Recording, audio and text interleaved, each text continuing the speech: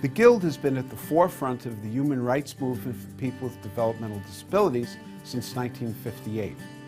We are proud to have opened the very first residence in New York State in 1970, and today provide supports to nearly 1,000 individuals and families each day. Ours is a mission of hope as we strive to help build better lives and brighter futures for children and adults living with developmental disabilities. We strive to show the world at large that the people in our care can be contributing members of society and help make the community a better place for all.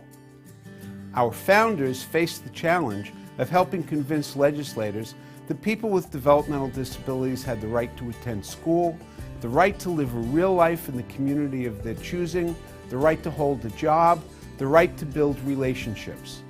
We have succeeded in so many ways, but now we face critical challenges to continue to provide quality care to the toddlers, young adults, and senior citizens in our care. The history of the Guild is amazing. 56 years ago, a group of parents that had hearts on their sleeves fought like lionesses in the community for their kids. They were shunned, they were not applauded or welcomed. And the legacy of the Guild, where we are today, they would be so proud if they saw where we were. My daughter, she's been in school for a month already. She really liked it. They say that she didn't even say, I just say before, 8 words. Now she's saying more than 8, let's say 10, 12. She's getting better every day. So I'm really happy with school and I'm happy with the help we allowed Nixie. My son is attending school since he was 3 years old. And he likes to come to school every morning. I'm pleased with the program in this school. He loves it, really. We look forward to working in the future for our kids.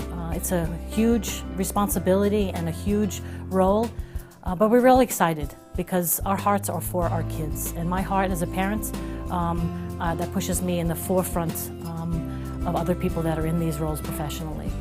The Guild's newest day program, the Calvin and Era Fischetti Resource Center, is now in full swing and offers an exciting menu of creative arts, technology, performing arts, and independent living activities to the 40 individuals served each day.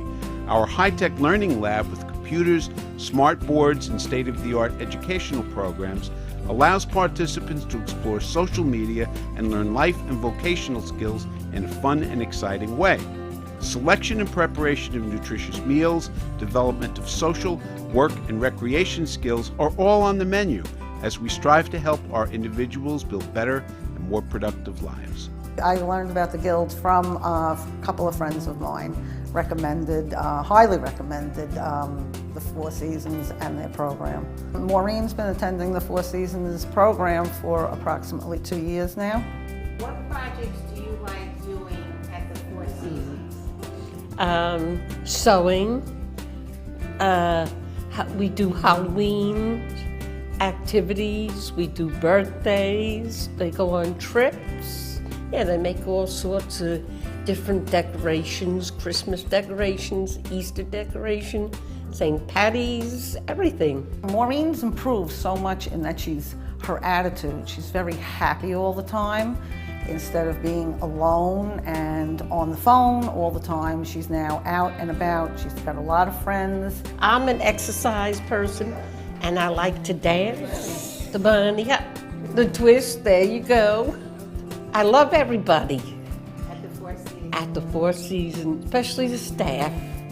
They've been very sweet to me. My concerns for Maureen is where she's going to be living in the future.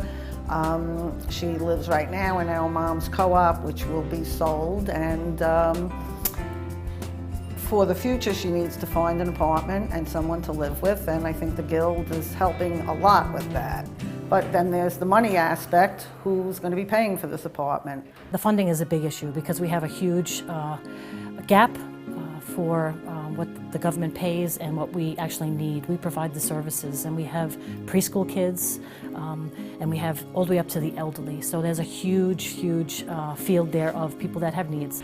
I was raised in a family where volunteering was just taken for granted. My mother, as most mothers in the 50s and 60s did, volunteered in church, in school, and scouting.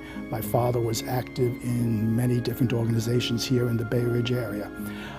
In my mid-teens, my father threw me into the pool, so to speak, and said, Union Church is putting on an art show. Why don't you go up and help them hang some of the pictures?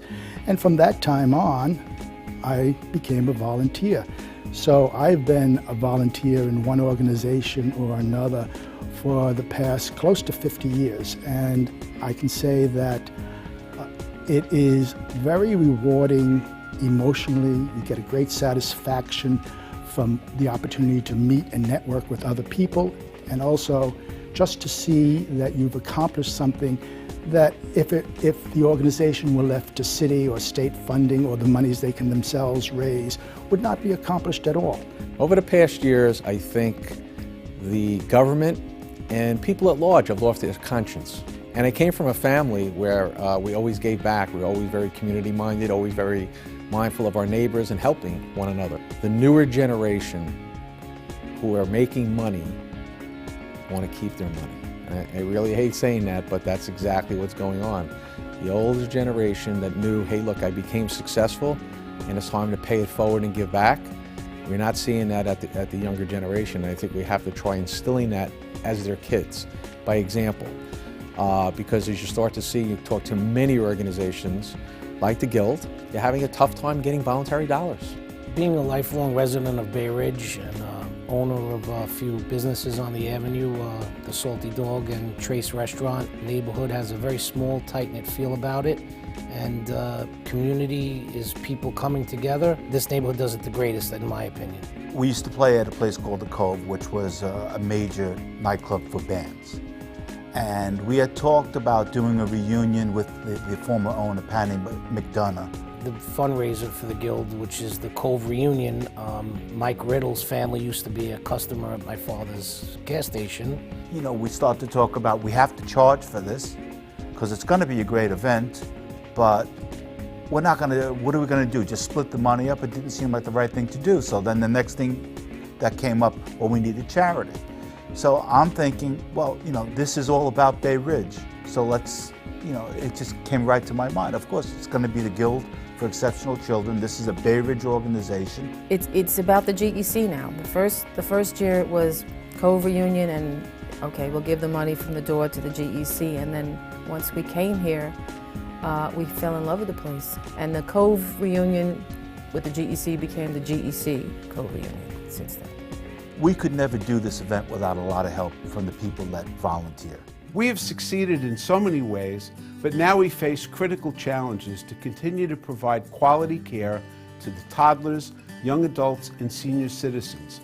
We count upon the generosity of donors to help us in areas where government will not help, to provide one-to-one care when necessary, to provide the extra assistance that makes the difference between mere survival and having a life worth living.